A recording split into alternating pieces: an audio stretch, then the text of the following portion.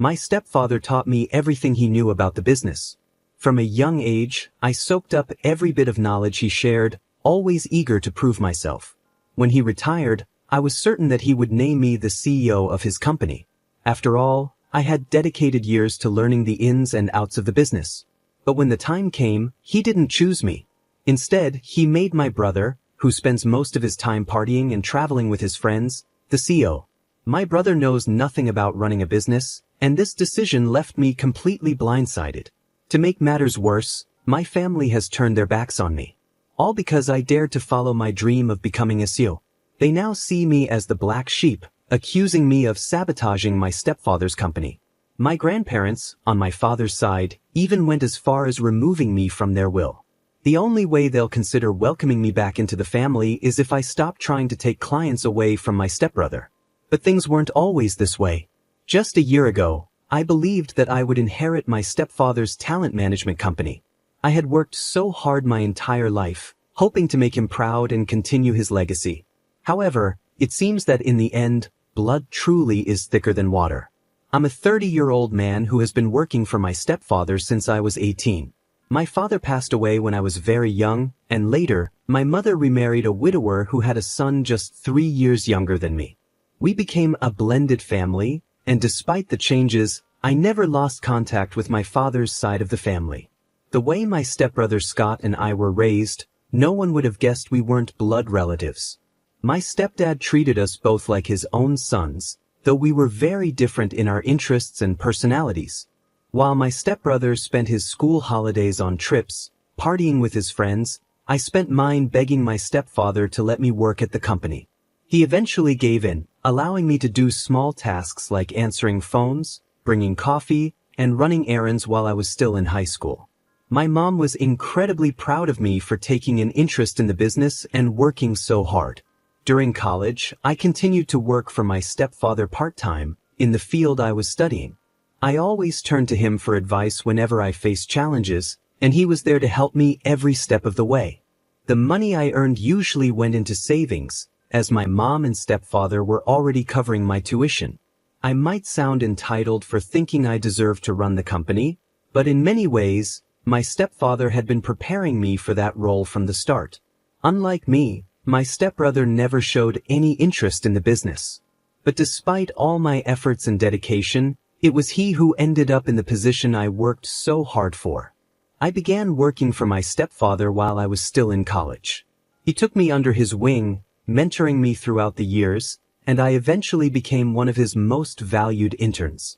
When I finished my degree, I had a variety of job offers from different companies, all eager to hire me. But despite these tempting offers, I chose to stay with the family business. I couldn't bring myself to leave behind everything I had worked for and the people I cared about for a more comfortable job elsewhere. In hindsight, I should have taken the best offer and walked away because what I ended up doing was setting myself up for disappointment. I had accumulated years of experience in the business, and my job prospects were excellent. My stepfather made me an offer with benefits and promised me that I had a bright future at the agency. As I continued to work there, I was entrusted with larger and more significant projects. At first, my fellow employees didn't take me seriously, but through sheer hard work, I earned their respect and trust. Everyone in the company knew that I was his son and his right-hand man. The business became my entire life. I had little time for anything else. Over the past 5 years, I poured my heart and soul into the company. I started from the bottom, and my stepfather was always fair, ensuring that I genuinely earned every promotion I received. As my position within the company grew, he began to seek my advice on business matters. Before long, I knew all of the company's trade secrets, every single client, and even our competitors. I was a key player in closing deals, and I quickly became one of the top managers in just 5 years. Then, my stepfather announced his retirement, which meant that the position of CEO would soon be available. Everyone, including my mother, believed that I would be the one to take on this role, given the success I had brought to the company. I was ready for the opportunity. My stepfather had even hinted that I was moving up in the company for quite some time. But when the moment came, he shocked everyone by naming my stepbrother as the new CEO candidate. I felt utterly betrayed, as did many others who had witnessed the hard work I had put in. My stepfather claimed that my stepbrother had the potential to lead the company forward and mentioned that he had been mentoring him for the past 7 months. The reality, however, was that my stepbrother had been working overseas for different companies, none of which were in the same field as ours. Even if he had been taught everything there was to know about our business in that short time, he was still far from qualified to take on the role. I pulled my stepfather aside one day and asked him directly why he had chosen Scott over me for the CEO position. I had to know the reason behind his decision, especially after all the hard work I had put into the company. He looked at me and said that while I was a good employee, I still had a lot to learn before I could become a leader. His words stung, so I asked him if his decision had anything to do with the fact that Scott was his biological son, and I wasn't. That question seemed to set him off. He got angry and started questioning whether he had ever treated me like I wasn't his son. He essentially told me to grow up and stop acting like he owed me anything. The conversation left me feeling empty, like I had been wronged in a major way. Even some of the other employees believed that my stepfather had made the wrong choice. If I were just another employee who had worked at the company for years, I might have accepted it, but it felt completely unfair that the rest of us had to start from the bottom while Scott was handed everything on a silver or rather, gold platter. I couldn't wrap my head around it. I had done everything right. I brought in the best clients, sacrificed my social life, and even gave up holidays just to be mentored by him. I felt like he had misled me, making me believe that I was being groomed for something greater. I had taken every compliment to heart, believing that I had a bright future ahead in the company. But in my mind, that future was supposed to be at the top, not working under someone with zero experience. As the reality of the situation sank in, I saw things for what they truly were. He had lied to me, creating the perfect employee who would never leave the company. For a man who prided himself on his ethics, it became clear to me that he had none. He had practiced blatant nepotism, appointing my stepbrother as CEO the moment the opportunity arose. Right after the news broke, I called my mom to tell her what had happened. I was hurt and needed her support.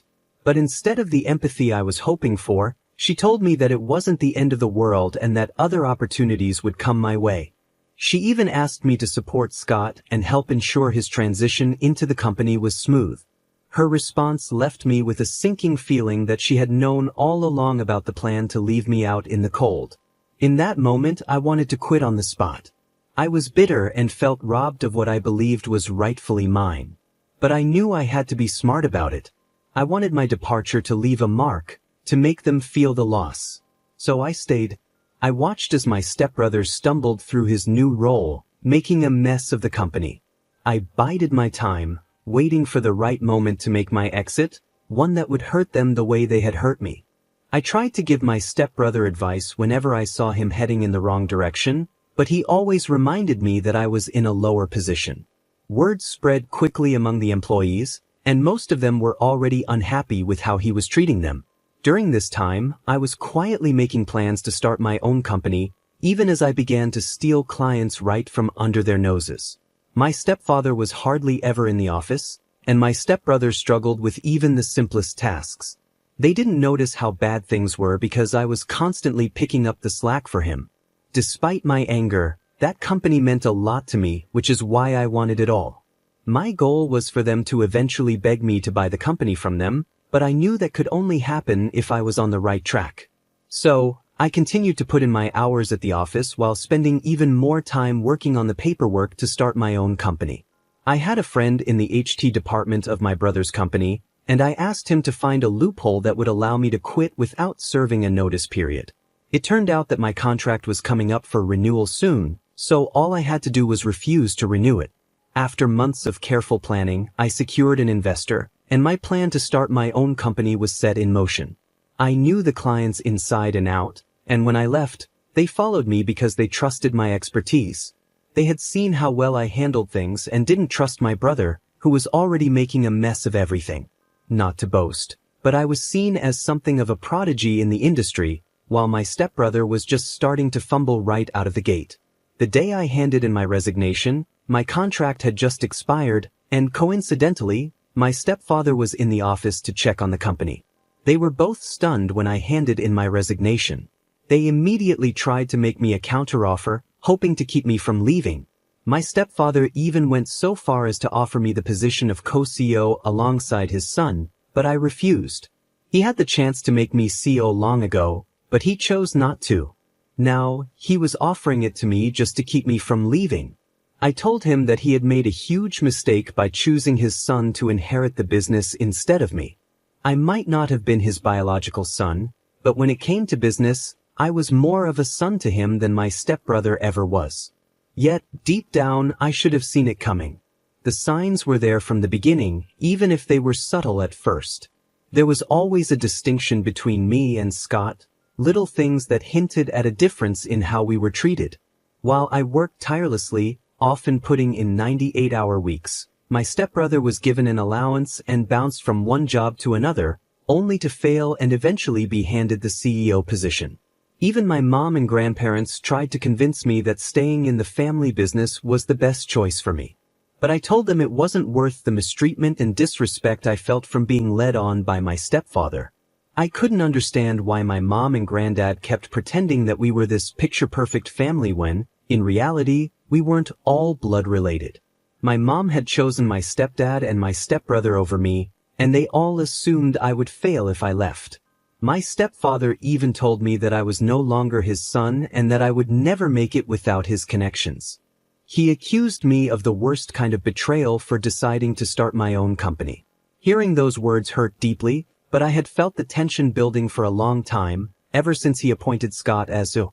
My whole family decided to cut ties with me. Thankfully, I was already living on my own, so at least I didn't have to worry about moving out. But I knew I had to prove to them and to myself that I could succeed on my own. I started my business small, with just me and an assistant whom I paid with most of my profits. But my years of experience in the industry paid off, and I slowly began to expand my business. There were moments when I thought I might fail, times when I felt completely overwhelmed. I had no one to turn to for support or advice. Everyone I knew was connected to my stepfather.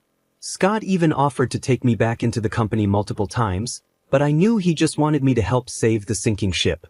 There was no way I could return after my stepfather had disowned me. Gradually, I gained more clients, and some of their clients left Scott's company to sign contracts with me. One day, I was struggling to pay the electricity bill at my office, and the next, I was receiving contract offers from all directions. My hard work was finally starting to pay off, and I knew I was on the right path. After all those years of hard work and preparation, I was finally doing what I had trained for, becoming a true leader. My company grew rapidly, expanding from a small office to an entire building in just a few months. The business media took notice, covering my incredible growth, and I was even named one of the top entrepreneurs of the year.